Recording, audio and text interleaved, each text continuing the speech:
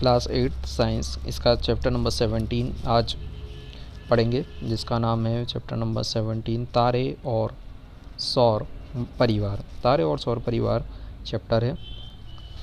यहाँ पे कुछ आपको इमेज भी देखने को मिलेगी। ये इमेज है ना। इसमें नीचे अपन देखेंगे पहेली के बारे में। पहेली एक लड़की का नाम है जो ये जानना चाहती है कि बड़े शहरों में आकाश से गांव का आकाश इतना भिन्न क्यों है। उसके दादाजी ने स्पष्ट किया है कि चमकीले प्रकाश, धुएं और धूल के कारण बड़े शहरों में तो स्वच्छ आकाश बड़े विरले दिखाई देते हैं। क्या मतलब हुआ कि गांव में धूल धमास और धुआं और इतनी सारी चीज़ें नहीं होती, तो गांव में साफ़ स्काई दिखाई देता है, क्लियर स्काई दिखाई देता है।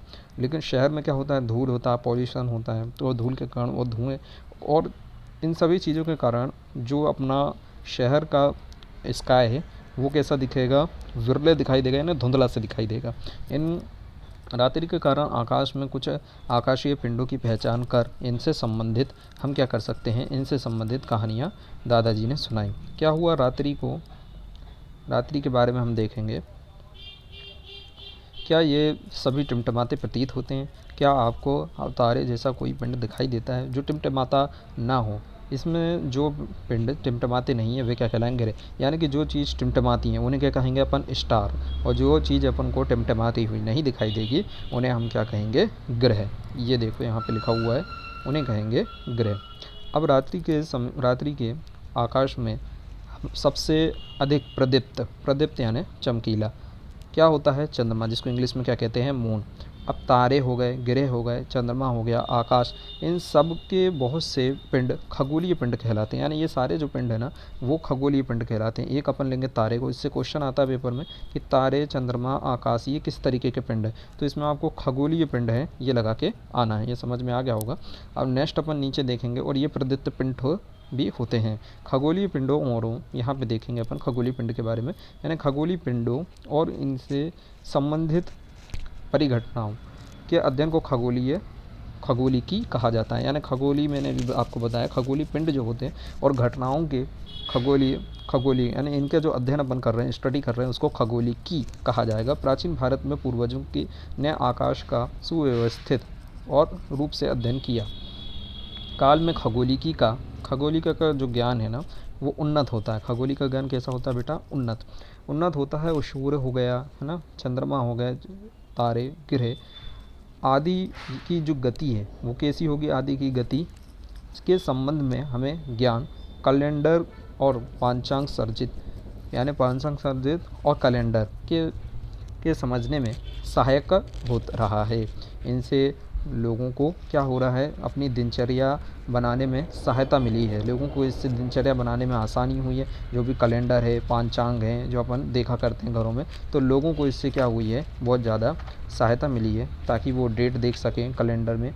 और पांचांग की सहायता से फसलों के चुनाव और उनकी बुआई, यानी फसलों का चुनाव करना है और उनकी क्या करना है, अपन को बुआई करना है। तो फसलों के चुनाव और उनकी बुआई, ये मैं अंडरलाइन भी कर दे रहा हूँ। के समय जलवायु को देखना चाहते हैं, वर्षा के पैटर्न को देखना चाहते हैं, तो इनकी समझ भी हमें कैलेंडर से हो जाती है। और इसके मौसम के पर्वों, यानी मौसम में कौन सा पर्व होगा, पर्व यानी जिस तरीके से यानी उत्सव वगैरह मनाए जाते हैं, त्यौहार मनाए जाते हैं, उन सब की तिथियों को भी निश्चित हो जाती हैं। किससे? कैलेंडर के माध्यम से। इस अध्याय में हम खगोलीय जो आकाशीय पिंड होते हैं, आकाशीय पिंडों का क्या करेंगे? अवलोकन करेंगे, उन्हें देखेंगे। सबसे स्टार्टिंग में हम चंद्रमा के कुछ देखते हैं। चंद्रमा में प्रतिदिन प्रेक्षण कीजिए। यदि संभव हो तो ये एक पूर्णिमा से दूसरी पूर्णिमा तक अपनी नोटबुक में हर रात्रि को चंद्रमा की रूपरेखा खींचिए और पूर्णिमा के दिन से व्यतीत दिनों की संख्या को नोट कीजिए। प्रतिदिन ये भी नोट कीजिए कि आकाश के लिए किस भाग पूर्व तथा पश्चिम में चंद्रमा दिखाई दिया, यानी किस जगह दिखाई दिया। इस तरीके से ये नोटबुक आपको इमेज में दिख रहा होगा। नोटबुक में वो लड़की क्या बना रही है? स्टार बना रही है। मैं थोड़ा बड़ा कर देता हूँ। ये स्टार, ये इस तरीके से देखो, मून बना रही, पहले छोटा था, फिर बड़ा और बड़ा, यानी इस तरीके से इसकी जो इमेज है वो दिन ब दिन बदलती जाती है। नेक्स्ट अपन नीचे देखेंगे, ये चंद्रमा की ये कलाएँ है ना। नेक्स्ट अपन देखेंगे ऊपर क्या चंद्रमा की आकृति यानी चंद्रमा की जो आकृति है प्रतिदिन परिवर्तित होती है? क्या ऐसे भी दिन होते हैं चंद्रमा की आकृति गोल प्रतीत होती है? क्या ऐसे भी दिन होते हैं जब स्वच्छ आकाश होने पर भी चंद्रमा दिखाई नहीं देता? तो हाँ, इस दिन को जब चंद्रमा की, यहाँ से अपन अंडरलाइन करते हुए चलेंगे, चंद्रमा की पूर्ण चक्रिका यानी पूरा गोल दिखाई देता है, उसे क्या कहेंगे? पूर्णिमा। जब पूरा दिखाई देगा तो पूर्णिमा। और उसके बाद यदि प्रत्येक रात्रि को चंद्रमा का चमकीला भाग घटता चला जाता है, यानी उसके बाद छोटा होता जाएगा, और 15वें दिन क्या होगा? 15वें दिन दिखाई नहीं देता, यानी 14 दिन तक दिखाई देगा, 15वें दिन दिखाई नहीं देगा। और अमावस्या उस दिन को कहते हैं जब चंद्रमा दिखाई नहीं देता, यानी बिल्कुल भी दिखाई नहीं देगा, तो उस दिन को क्या कह देंगे? अमावस्या कहेंगे। अगले दिन से क्या होगा? चंद्रमा का एक छोटा भाग आकाश में दिखाई देता है, जिसे बाल चंद्र कहते हैं, यानी बिल्कुल बाल के समान दिखाई देता है, जो बहुत ज़्यादा बारीक दिखाई देता है। तो अमावस्या के दूसरे दिन जो चंद्रमा हमें दिखाई देता है उसे बाल चंद्र कहा जाता है। यह आपको समझ में आ गया होगा। नेक्स्ट अपन देखते हैं बाल चंद्र के बाद, इसके बाद फिर प्रतिदिन चंद्रमा बड़ा होता जाता है, यानी इसके बाद क्या होगा? प्रतिदिन चंद्रमा बड़ा होता जाएगा, और 15वें दिन एक बार फिर से चंद्रमा का दृश्य, पूरा दृश्य देखते हैं, यानी उसके बाद पूरा चंद्रमा का दृश्य हम देखते हैं। पूरे माह दिखाई देने वाली चंद्रमा की प्रदीप्ति यानी उसका लाइट, उसका प्रकाश, प्रदीप्ति भाग क्या होगा? प्रदीप्ति भाग की विभिन्न आकृतियों का चंद्रमा की कलाएं कहते हैं, यानी अलग अलग प्रकार की जो उसकी शेप चेंज हो रही है उसी को क्या जाएगा? चंद्रमा की कलाएं। चंद्रमा की कलाओं हमारे सामाजिक जीवन में महत्वपूर्ण भूमिका निभाते हैं। कई पर्वों यानी जितने त्यौहार हैं उसी कलाओं के अनुसार, यानी चंद्रमा के शेप के अनुसार मनाए जाते हैं, चंद्रमा के डिज़ाइन के अनुसार बनाया जाता है। जैसे दिवाली अमावस्या को मनाया जाता है, बुद्ध पूर्णिमा कब मनाई जाती है, और गुरु नानक जयंती भी पूर्णिमा को मनाई जाती है, यानी अमावस्या को दिवाली और पूर्णिमा को गुरु नानक और बुद्ध पूर्णिमा मनाई जाती है। महाशिवरात्रि के बारे में अपन देखेंगे। महाशिवरात्रि कृष्ण पक्ष की त्रयोदशी को मनाया जाता है, और बालचंद्र शुक्ल पक्ष की प्रथम दर्शन के अगले दिन ईद उल फित्र मनाया जाता है, यानी ईद का त्यौहार भी इसी चांद को देखकर मनाया जाता है, जिसे बालचंद्र कहते हैं। यहाँ से क्वेश्चन आ सकता है कि बालचंद्र को कौन सा त्यौहार मनाते हैं, तो इसमें अपन मनाएंगे ईद उल फित्र। ये आगे देखेंगे। नेक्स्ट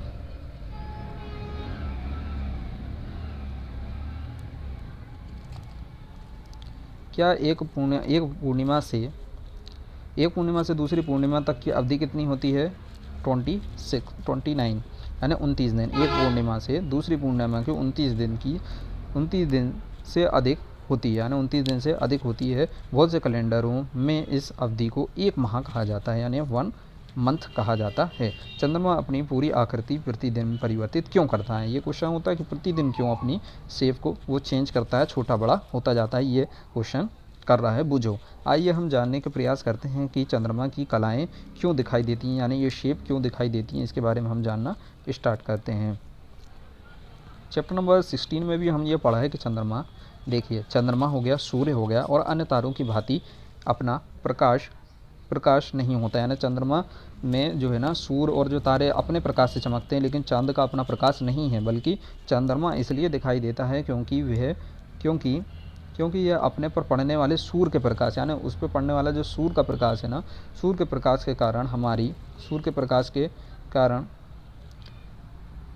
प्रकाश को हमारी ओर परिवर्तित करता है, रिफ्लेक्ट करता है, इस वजह से वो चमकता हुआ दिखाई देता है, बल्कि उसका प्रकाश नहीं है, सूर्य के प्रकाश से ही चमकता है। चंद्रमा के उसी भाग को देख सकते हैं जिस पर सूर्य का परावर्तित प्रकाश हम तक पहुंचता है, यानी हम तक जो प्रकाश पहुंचता है ना, उसी भाग को हम देख सकते हैं, और बाकी भाग को हम नहीं देख सकते। जब भी चांद कभी छोटा और कभी बड़ा दिखाई देता है, इसका आंसर ये होगा। यदि एक बड़ी गेंद को और घड़ा लीजिए, उसके घड़े को एक भाग को सफ़ेद कर दीजिए और एक पे काला पेंट पोतिए, और फिर मित्रों के साथ खेल के मैदान में जाइए। मैदान में 2 मीटर त्रिज्या वाली, इसको इस तरीके से इमेज में देख सकते हैं ना, इमेज के माध्यम से अपन देखेंगे। ये लड़का जो बैठा हुआ है, ये देखिए, ये बीच में क्या है, इसमें एक कील है ना, और एक कील वो हाथ में पकड़ा हुआ है, ये आपको दिख रहा है, ये कील हाथ में पकड़ा हुआ है, और इससे गोल घेरा लगा रहा है। क्या लगा रहा है? गोल घेरा लगा रहा है। इधर जो एक और दिया है, एक चंद्रमा को वो बनाई हुई है, फुटबॉल को आधा वाइट किया है और आधा ब्लैक किया है, और एक लड़की बीच में खड़ी हुई है। इस तरीके से। अब अपन इस तरफ खड़े हैं, अब वो जो लेकर आगे जाएगी, फिर आगे जाएगी, फिर आगे जाएगी, यानी इस तरीके से गोल चक्कर वो पूरे में लगाएगी। इस तरीके का गोल चक्कर लगेगा। तो ये गोल चक्कर लगेगा तो अपन को जहाँ का भाग दिखाई देगा वहाँ पे चंद्रमा है, और जहाँ का भाग नहीं दिखाई दे रहा वहाँ पे सूर्य का प्रकाश नहीं है। इस वजह से ऐसा हो रहा है। आगे अपन प्रेक्षण करते हुए और भी कुछ क्रियाकलाप इसमें दिए हुए हैं। ये दिया हुआ है सूर्य और दिन और रात के बारे में समझने के लिए। ये जो ऑरेंज कलर में दिया है वो क्या है, सूर्य, और ये जो है ये क्या है, चंद्रमा। अब ये दिन और रात पृथ्वी पर ये हो रहा है, तो ये मून, ये लाइट पड़ रहा है किसका, सूर्य का लाइट पड़ रहा है, तो यहाँ पे दिन होगा। और यहाँ पे जब लाइट पड़ ही नहीं रहा है तो यहाँ क्या हो जाएगी बेटा, रात। यहाँ क्या हो जाएगी, रात। आगे देखेंगे अपन, ये इस तरीके से ये इमेज को पूरा फुल देखिए क्या दिया हुआ है इसमें। ये अपनी कक्षा में चंद्रमा की स्थिति एवं संबंधित कलाएं, ये देखिए, ये छोटा है, ये बड़ा है, सबसे बड़ा, फिर इससे छोटा हुआ, फिर उससे और छोटा आधा हो गया, फिर बिल्कुल बाल चंद्र बन गया। ये यहाँ पे मैं दिखा रहा हूँ, बिल्कुल बाल चंद्र बन गया, और फिर यहाँ पे जाके गायब हो गया। फिर हल्का फिर उगना स्टार्ट हुआ, फिर इधर थोड़ा और स्टार्ट हुआ, और इधर थोड़ा और फिर ये फुल हो गया। इसी तरीके से पूरा राउंड शेप में गोल गोल चलता रहेगा। चंद्रमा की पृथ्वी की परिक्रमा करता है, पृथ्वी चंद्रमा सहित सूर्य की परिक्रमा करती है। इस तरीके से ये इमेज में जो दिख रहा है आपको, पृथ्वी चंद्रमा के सूर्य की परिक्रमा करते हुए, यानी सूर्य की जो राउंड शेप में घूम रहा है, सूर्य की परिक्रमा पृथ्वी कर रही है और पृथ्वी की परिक्रमा चंद्रमा कर रहा है। क्या आप पूर्णिमा अमावस्या के दिन सूर्य, चंद्रमा और पृथ्वी, यानी सूर्य, पृथ्वी के सापेक्ष स्थिति का अनुमान लगा सकते हैं, और इन स्थितियों को नोटबुक में आरेखित कीजिए, यानी किस तरीके की वो दिखेंगे, इनको देखने के लिए कह रहा है। तो पूर्ण चंद्रमा दिखने के बाद प्रकाश के आकाश में के भाग देखेंगे। बालचंद्र, बालचंद्र वही बारीक, इस तरीके का बिल्कुल बारीक है ना, ये देख सकते हैं बिल्कुल बारीक चंद्रमा, ये जो मैंने बना दिया है, प्रिंट किया है, तो ये क्या है, बालचंद्र, बिल्कुल बारीक दिखाई देगा। तो बालचंद्र के बाद क्या होगा, पृथ्वी पर देखने पर प्रतिदिन चंद्रमा के प्रदीप्ति भाग यानी चमकीला भाग में वृद्धि होती जाती है। पूर्णिमा के बाद पृथ्वी में देखने पर चंद्रमा का सूर्य द्वारा प्रदीप्ति भाग क्या होगा, प्रतिदिन आकार में घटता जाएगा, यानी कि जब वो फुल निकल जाएगा और फिर उसके बाद जब छोटा होता जाएगा, यानी बालचंद्र है, इस तरीके का ये समझिए, ये बालचंद्र है, फिर और बड़ा होगा, फिर और बड़ा होगा, और ये फुल आ गया। अब फुल के बाद क्या होगा, घटता जाएगा, फिर और घटता जाएगा, और फिर जब पूरा घट के इधर गायब हो जाएगा। अब ये जो है ना, इधर दिखाई नहीं दे रहा है, इधर गायब हो चुका, तो प्रतिदिन आकार में घटता बढ़ता रहता है। मैंने सुना है कि हम पृथ्वी से चंद्रमा के पीछे की ओर के भाग को कभी नहीं देख सकते, क्या ये बात सही है? तो बिल्कुल सही है, कि हम चंद्रमा से पीछे का भाग नहीं देख सकते। इस प्रकार मुख सदैव आपकी ओर रहेगा, तो क्या आप पीठ के तरफ देख सकते हैं? नहीं देख सकते। वैसा ही चंद्रमा पृथ्वी की एक परिक्रमा पूरी करने में अक्ष पर घूर्णन करता है। चंद्रमा क्या करता है, अपने ही अक्ष पर घूर्णन करता है, ये इसको अंडरलाइन करेंगे। आगे दिया हुआ है चंद्रमा का पृष्ठ। कवि और कहानीकार जो होते हैं चंद्रमा के चित्रांकन पिंड हैं, परंतु अंतरिक्ष यात्रियों ने क्या किया है, अंतरिक्ष यात्रियों ने चंद्रमा पर कदम रखे, यानी कहानीकार तो क्या करते हैं, बोलते बोलते हैं, लेकिन अंतरिक्ष यात्री वहाँ पर जाके बताए, और चंद्रमा के पृष्ठ को धूल भरा और निर्जन पाया, यानी कि कैसा पाया, धूल भरा, धूली धूले पृष्ठ पर, यानी कि सरफेस पर, उसके फर्श पर क्या है, बिल्कुल धूल भरा है और निर्जन है, यानी कोई भी आदमी वहाँ पे नहीं रहता है।